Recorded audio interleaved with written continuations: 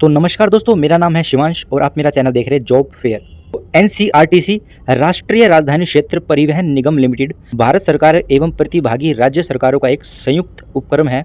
इन्होंने आईटीआई और डिप्लोमा जो कैंडिडेट्स है उनके लिए यहाँ पर परमानेंट बेसिस जॉब रिलीज की है, जिसकी ऑनलाइन जो आपकी रजिस्ट्रेशन है वो 24 मार्च से आपके फॉर्म अप्लाई होने चालू हो चुके हैं, जो कि 24 अप्रैल तक आप फॉर्म अप्लाई कर सकते हैं। Tentative date of computer based जो कि आपका मई 2025 में होने की संभावना है। अब हम बात करते हैं नेम ऑफ द पोस्ट। तो पहला जो है यहाँ पर जूनियर इंजीनियर इलेक्ट्रिकल, जिसका पोस्ट कोड 1 है।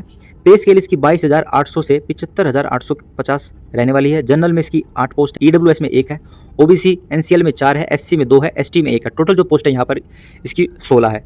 दूसरा हम देखते हैं जूनियर इंजीनियरिंग इलेक्ट्रॉनिक्स, जिसका पोस्ट कोड जो है 2 है। इसका भी जो पे स्केल है वो 22,800 से 75,850 है। इसमें भी जनरल में 8 सीट है, ईडब्ल्यूएस की 1 है, ओबीसी एनसीएल में इसकी 4 है, एससी में 2 है, एसटी में 1 है। टोटल जो पोस्ट है यहाँ पर भी इसकी 16 है। जो पोस्ट कोड 3 है उसमें आपकी जूनियर इंजीनियर जो है मैकेनिकल में होना चाहिए। इसकी जो पे स्केल है 22,800 से 75,850 है। जनरल में इसकी 30 है, ईडब्ल्यूएस में इसकी एक भी पोस्ट नहीं है, ओबीसी एनसीएल में इसकी एक भी पोस्ट नहीं है, एससी में एक भी नहीं है, एसटी में एक भी नहीं है। टोटल जो पोस्ट है इसकी यहाँ पर 3 है। पोस्ट कोड 4 के लिए यहाँ पर जूनियर इंजीनियर सिविल में होना चाहिए, जिसकी जो पे स्केल है 22,800 से 75,850 है। जनरल में यहाँ पर एक पोस्ट है, ईडब्ल्यूएस में एक भी नहीं है, ओबीसी एनसीएल की एक भी नहीं है, एससी की एक नहीं है, एसटी की एक भी नहीं है। टोटल जो पोस्ट है इसकी यहाँ पर एक रहने वाली है। अब हम बात करते हैं आईटीआई वालों की। तो पोस्ट कोड 8 है जूनियर मेंटेनर इलेक्ट्रिकल, जो आईटीआई की पोस्ट है उसमें जो आपका पे स्केल है 18,250 से लेके 59,200 रहेगा। इसमें जनरल के लिए 10 पोस्ट है, ईडब्ल्यूएस की 1 पोस्ट है, ओबीसी एनसीएल की 4 पोस्ट है, एससी की 2 पोस्ट है, एसटी की 1 पोस्ट है। टोटल जो यहाँ पोस्ट है वो 18 है। ठीक है। पोस्ट कोड 9 में जो है जूनियर मेंटेनर मैकेनिकल, इसका भी पे स्केल सेम है 18,250 से लेके 59,200। जनरल के लिए यहाँ पर 6 पोस्ट है, ईडब्ल्यूएस की 1 पोस्ट है, ओबीसी एनसीएल की यहाँ पर 2 पोस्ट है, एससी की 1 पोस्ट है, एसटी की एक भी पोस्ट नहीं है। 10 इसमें टोटल पोस्ट निकाली गई है। टोटल जो पोस्ट रहने वाली है आपकी जो 43 जनरल की है, 4 जो आपकी है ईडब्ल्यूएस की है, 15 आपकी ओबीसी एनसीएल की है, 7 पोस्ट आपकी एससी की है और 3 पोस्ट आपकी एसटी की है। टोटल पोस्ट यहाँ पर 72 पोस्ट आपको यहाँ पर देखने को मिलेगी। अब हम बात करते हैं यहाँ पर एजुकेशन और क्वालिफिकेशन के बारे में।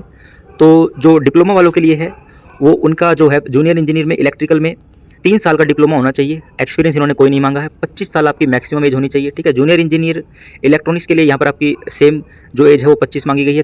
3 साल का आपका डिप्लोमा होना चाहिए इलेक्ट्रॉनिक इंजीनियरिंग से। ठीक है। तीसरा आपका यहाँ पर जूनियर इंजीनियर के लिए एज 25 ही मांग रखी है। 3 साल का आपका यहाँ पर डिप्लोमा होना चाहिए मैकेनिकल इंजीनियरिंग से। चौथा जो है आपका जूनियर इंजीनियर सिविल से 3 साल का आपका यहाँ पर डिप्लोमा होना चाहिए सिविल इंजीनियरिंग में। प्रोग्रामिंग एसोसिएट के लिए 3 साल का डिप्लोमा होना चाहिए computer SC IT BCA BSc computer SC BSc IT से। छठा जो है असिस्टेंट एचआर, उसमें आपका 3 साल की ग्रेजुएशन होनी चाहिए बीबीए या बीबीएम में। असिस्टेंट कॉर्पोरेट हॉस्पिटैलिटी में आप ग्रेजुएट होने चाहिए आप होटल मैनेजमेंट और इक्विवेलेंट। अब हम बात कर लेते हैं आईटीआई वालों की। तो जूनियर मेंटेनर इलेक्ट्रिकल के लिए यहाँ पर आपकी जो मैक्सिमम एज जो है वो यहाँ पर आपकी 25 मांगी गई है। आपके पास आईटीआई होना चाहिए एनसीबीटी या SCVT certificate in electrician trade और इक्विवेलेंट। खाली आपके पास आईटीआई सर्टिफिकेट होना चाहिए इलेक्ट्रीशियन से। एक्सपीरियंस यहाँ पर आपका कोई नहीं मांगा गया है।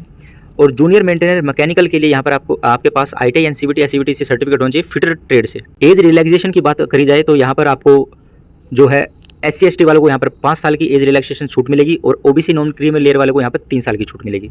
सिलेक्शन प्रोसेस के यहाँ पर हम बात करें तो आपका जो सिलेक्शन प्रोसेस है, the selection methodology will comprise a computer based test CBT आपकी CBT followed by medical fitness test in prescribed medical standard as per Indian Railways medical manual. ठीक है। आपका यहाँ पर सीबीटी होगा। Syllabus of the computer based test will be hosted on the NCERT website separately.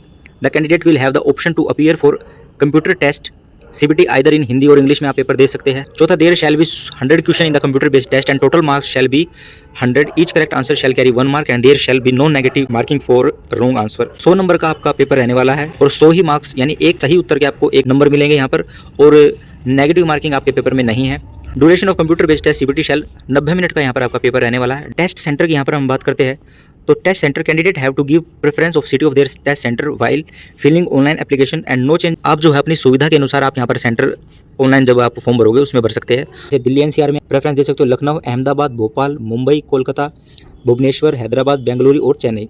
Fees की अगर हम बात करें तो यहाँ पर आपकी जो फीस यहाँ पर लगेगी, payment of online application fees जो general OBC EWS and ex serviceman की जो यहाँ पर फीस रहेगी वो 1000 रुपये आपकी फीस आपको देनी होगी, जो कि नॉन रिफंडेबल होगी। जो कि जीएसटी के साथ एप्लीकेबल होगी। ठीक है, SC ST PWBD कैटेगरी के लिए not required to pay fees, उनकी कोई फीस नहीं लगेगी यहाँ पर। If a candidate wants to apply for more than one post he will have to pay application fees for each post separately. अगर कोई भी कैंडिडेट एक पोस्ट से अलग पोस्ट दूसरी भरना चाहता है तो उसके लिए जो फीस है वो अलग से देनी होगी। तो यही थी आपके जॉब के रिगार्डिंग जो भी जानकारी थी वो मैंने आपको दे दी है। तो आशा करता हूँ मेरे द्वारा दी गई जानकारी आपको अच्छी लगी होगी। तो मेरी इस वीडियो को लाइक कीजिए, अपने दोस्तों के साथ शेयर कीजिए। चैनल पर नए हो तो मेरे इस चैनल जॉब फेयर को सब्सक्राइब कीजिए ताकि गवर्नमेंट और प्राइवेट जॉब की रेगुलरली अपडेट आपको मिल सके। तो थैंक यू एवरीवन।